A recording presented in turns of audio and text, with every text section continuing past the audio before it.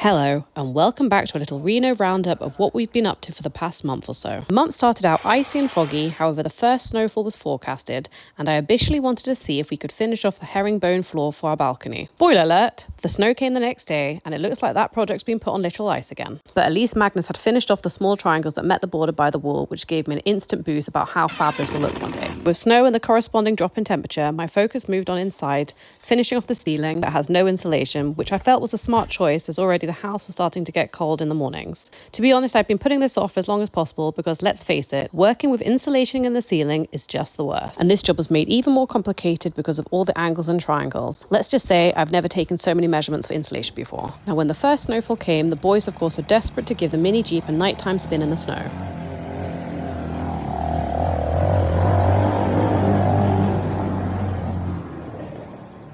And I just kept plugging away on the insulation here and there.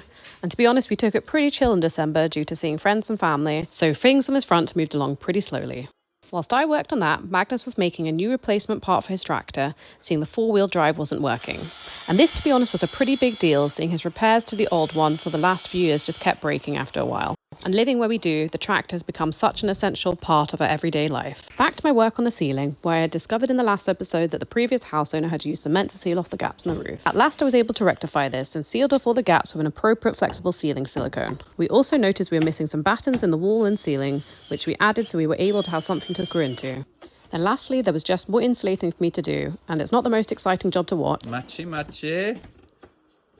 Yellow on yellow. But it's definitely a very satisfying one once the job is complete. Thank you for watching today's video, and we'll see you in the next one.